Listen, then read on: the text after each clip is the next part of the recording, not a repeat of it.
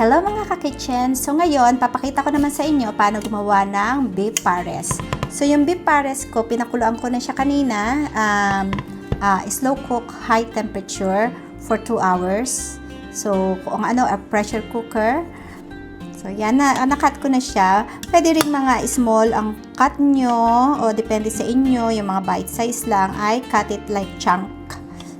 So ayan siya, napakuluan ko na siya. So malambot na siya ngayon. Igigisa naman natin siya. So, set aside muna natin. So, separate pot. Lagyan natin siya ng oil. Then, first na gagawin natin is, kasi kailangan natin ng roasted garlic para pang toppings. We'll start with the roasted garlic. I-roast natin.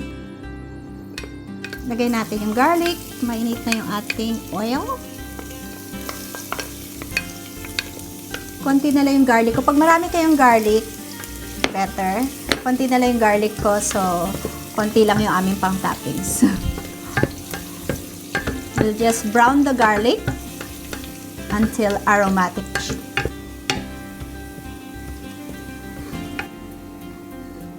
And set aside. So, next, ang ating onion. So, isang onion lang to na yellow onion ang ginamit ko. So, saute lang natin.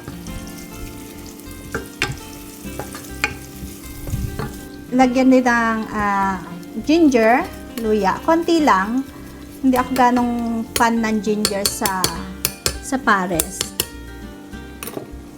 So, konti lang for the taste. Dahil ubos na yung aking garlic, I'll just use the garlic granules. Generous, ubusin na natin kasi konti na rin naman.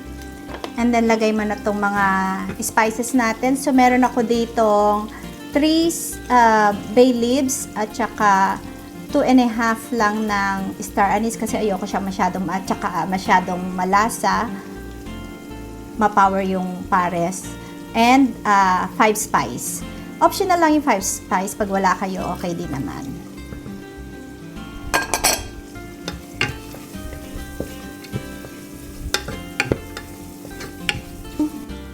Pinakuloan ko ng beef. Sama natin yan. Think more.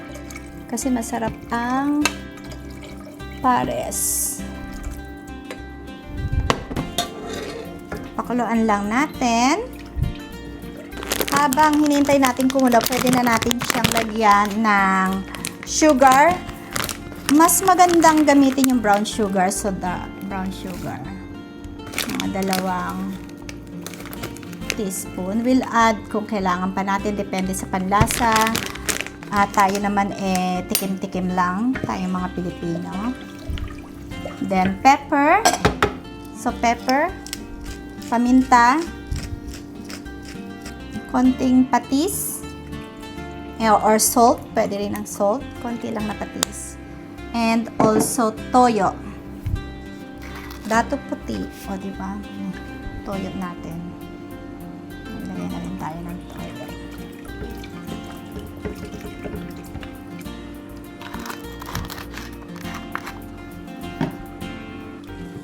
Ngayon, pakuluan muna natin siya. Tapos, tikman na lang natin after kumulo. Before we add our beef. So, ito yung ating soup. Yung tikman ko lang para makapag-add ako ng timpla pag kulang. Oh, ang sarap. Sakto na yung lasa. So, nag-add ako ng 1/4 cup ng toyo. Like yung bay leaves ko, 3 piraso, 2.5 star anise, yung bawang sibuyas natin, konting ginger. Saktong-sakto lang yung lasa niya. And a little bit of patis pala. Okay? So, kumukulo na siya. Tinikman ko na rin siya. Saktong-sakto lang yung lasa. And now, babalik natin tong mga beef na pinakuluan na natin. Dahil malambot na siya. So, all in all, parang mga less than mga 2.5 hours kasama na yung pagpapakulo ko ng beef. So, ilagay lang natin dyan, tapos pakuluan ulit natin.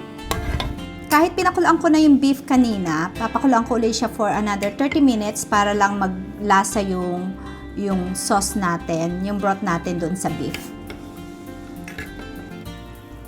Ayan o, ano na yung mga mabilis na siya. So, talagang malambot na siya. So, ngayon, luto na siya. Na-taste na natin siya kanina. Sakto ang lasa. Taste ko ulit. Yeah. Saktong-sakto. So, ngayon, para pampalapot, we need yung cornstarch and some water. Yung cornstarch ko, mga 2 kutsara to. Tignan na lang natin. 2 kutsarang cornstarch. Now, i-pour natin. Lumapot siya. Tsaka maganda pag cornstarch. Pwede rin naman flour, pero best ang cornstarch kasi mas parang shiny yung ano nyo, yung soup, yung broth niya. Hindi ko lalagay lahat. Kasi parang malapot na siya. Ayan na siya. Ayaw natin naman na sobrang lapot. At saka itong pares pala ha, makwento ko lang. So yung pares, hindi ko alam to dati. Natutunan ko lang dahil nasabi ng asawa ko, masarap daw yung pares. Hindi ko naman natitikman ng pares. So pinag-aralan ko siya talaga, paano gawin. Ready na to, parang pares lang sa Espanya. Although hindi ko naman natikman yung sa Espanya, pero yun yung comment ng asawa ko. So yan, so happy naman siya na natitikman niya yung pares na gaya sa Pilipinas. Kahit nandito kami. So, ayan na po. Sana matry nyo and ma-enjoy nyo rin. Okay? So, itong pares na to is best served with fried rice. At saka yung iba ata naglalagay ng mga carrots, pero hindi ako gumagamit ng mga carrots. So, you can use carrots kung gusto nyo. Pampadagdag, lalo kung pampamilya. At least may vegetable ang mga bata.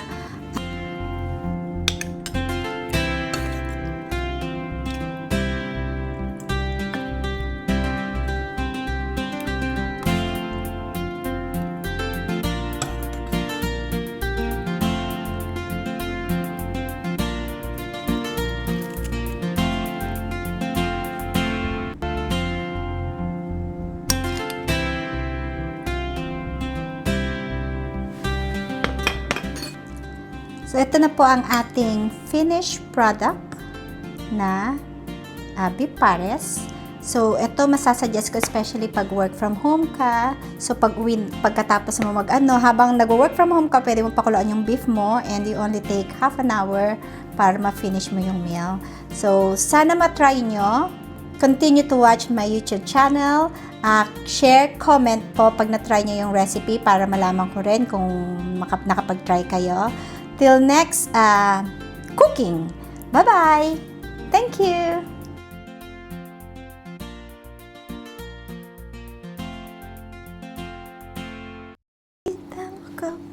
Hawak ko ang garlic, hawak ko ang bawang.